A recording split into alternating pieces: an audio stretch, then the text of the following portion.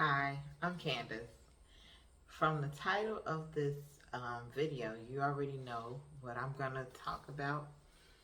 I just wanted to come on here and kind of talk about getting pregnant and finding out that it was a ectopic pregnancy and everything that I've gone through so far. Um, First off, I found out, well, my husband and I found out we were pregnant September 17th. Um, we were excited about it. We told my kids. That was a Thursday. And let's say by Saturday, I had started spotting. Like it was real light. Um, but it was concerning to me. Um, I made a doctor's appointment like that Monday to um, confirm the pregnancy because I was still kind of in denial. My husband and I, have been trying to get pregnant for about 6 months since the time we got married in April. And so it was a shock because I'm 41. I was not sure if we can get pregnant, but we did, and I was happy. I was settling into it. But then I started spotting, and I started getting worried that maybe I was going to have a miscarriage. And so I went through the week. I was spotting off and on. Like maybe one day it would be nothing, and then the next day it would be a little bit of spotting. And so from that first Saturday to the next Saturday, I would say it was off and on. But that next Saturday, it had gotten a lot heavier. And so my husband and we decided to go to the emergency room and just get checked out. So they confirmed the pregnancy when I went to the hospital that Saturday. At that point, it was super duper early. I think I found out I was pregnant maybe a couple of days after conception. It was very early. I had an ultrasound. They said I had a fibroid, like it was real tiny, but they were saying maybe that was the cause of the bleeding, and they gave me some information, and I went home. The spotting continued after that Saturday. It was like every day, and it was off and on pain. The pain has never been really a lot of pain, so it never concerned me that much. It was just like mild cramping. And so by that Thursday, it wasn't spotting anymore. It was full on blood. It was just um, dark red. It was no longer pink. And it was crazy because I went to work that day and there was no spotting at all day. I mean, I went to the bathroom, no spotting at all. When I got home around 4 o'clock in the almost evening, I went to the bathroom. It was so much blood, and it worried me because I was like, "Oh my gosh, I've been fine all day. What happened?" And so I went to the emergency room again. And that day, the doctors told me, "Okay, I could be having a miscarriage. They don't see any baby in the womb." I had gotten the HCG levels checked the first time I was in the emergency room. I went back to the same emergency room. So they saw that the levels had risen. It was from like 1,300. Now it was at 3,000 or something. So my HCG levels had risen. So they said I could have possibly had a miscarriage a couple of days ago, and now I'm bleeding from that. And okay, but the emergency room doctor did tell me I need to come back in a couple of days and if I can't get into my regular doctor's office, which is another story. I just switched insurance if anybody knows how that goes, you have to wait to get into a doctor when you're a new patient. So I wasn't getting any appointments at um, my doctor's, my regular doctor, where my insurance would take me at a new clinic. And so I had to keep going back to the emergency room. I got my, I came back, that was a Thursday. I came back on Saturday. The bleeding hadn't stopped. It was still a lot. And so I came back just to get he recommended that I come back either Saturday, Sunday, or Monday and get my levels checked again to see if the HCG levels was dropping. And that would mean that I was having a miscarriage. And so I came back on Saturday, and just to get the levels checked, I was still bleeding. The levels hadn't dropped. They actually went up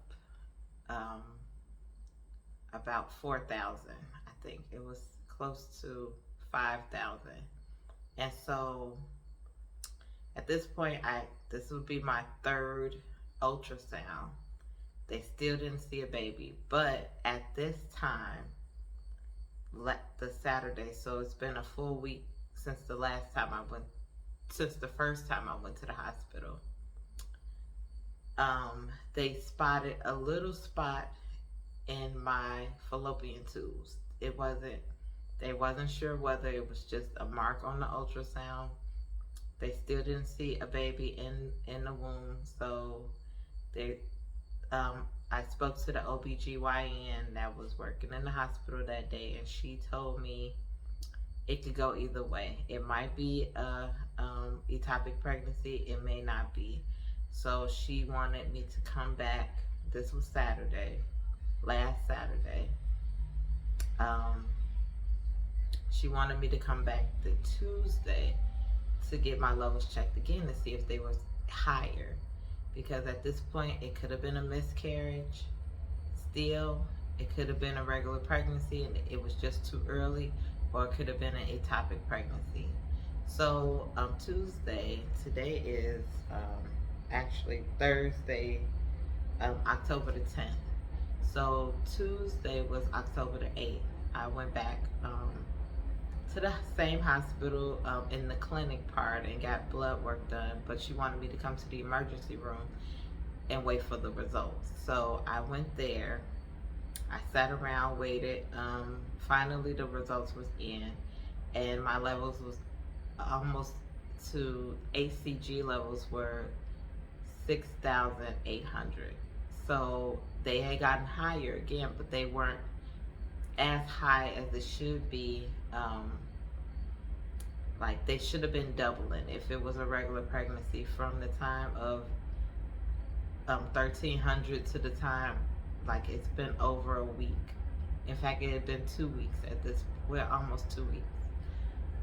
It should have been double, like every 2 days. And so I waited to talk to the doctor again. They gave me another ultrasound, and this time they did actually see the baby starting to develop in the tubes. And so it was confirmed that it was an ectopic pregnancy. And they told me I had 2 options. I could have surgery that day, which was Tuesday, or I can take an injection. I forgot what the medicine is called. It's some type of cancer medicine that would eliminate the pregnancy.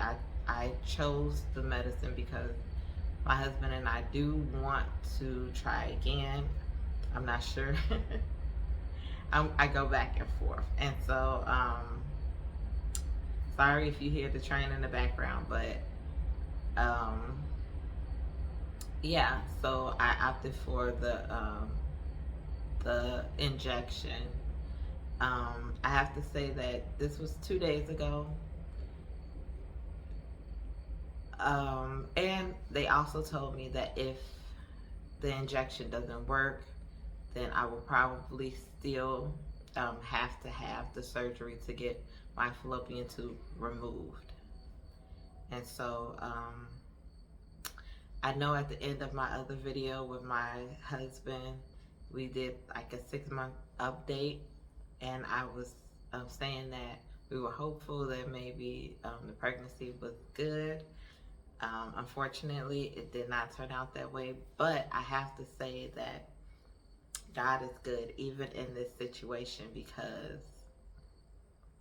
some people don't find out that they are having an ectopic pregnancy until it's a very, very dire situation. Sometimes the fallopian tubes rupture and women go into shock because they are bleeding out. And, you know, I am fortunate that they discovered it very early. And I am grateful to God that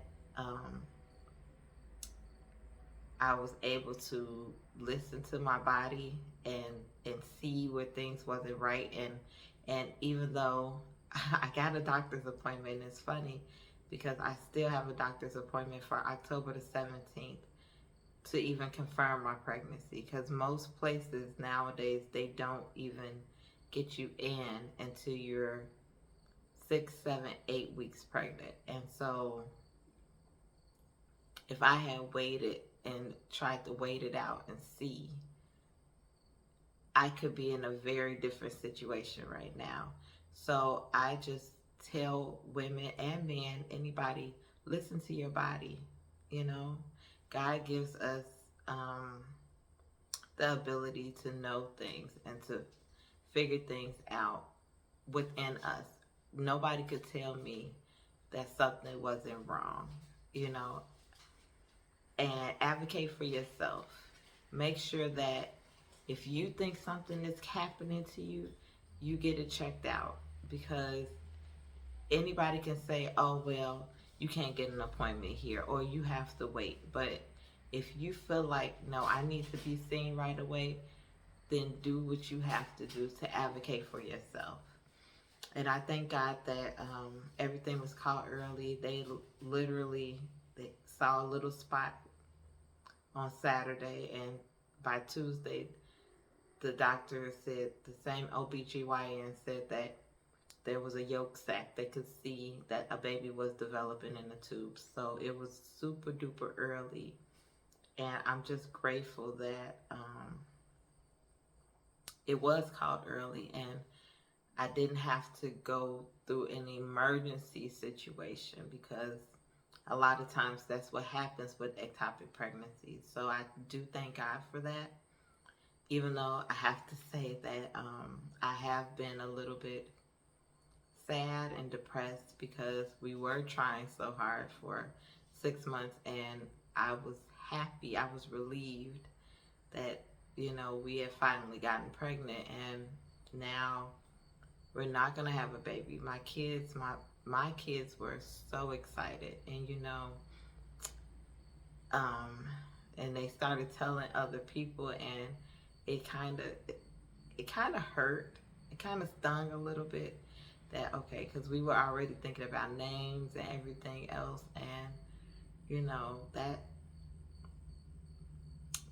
that's hard, you know, when you want something so bad and you're not gonna get it, you know.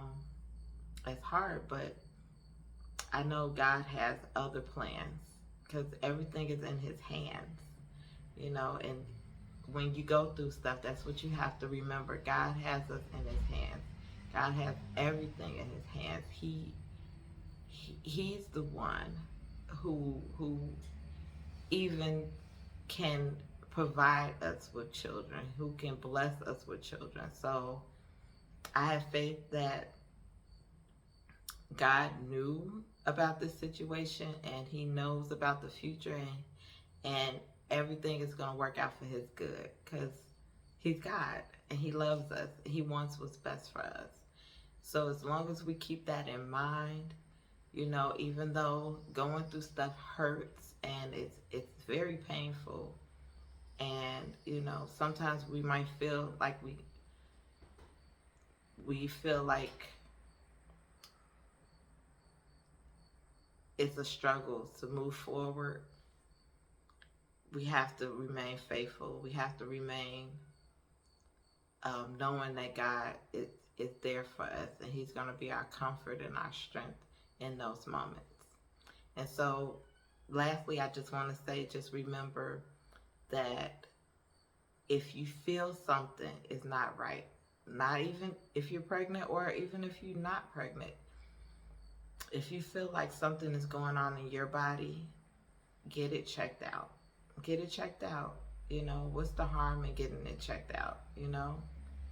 And advocate for yourself, because a lot of times people are busy, healthcare professionals, and they see a lot of people, but only you know what's going on in yourself. And like I always like to end all my videos, remember that God loves you. Take care and be blessed.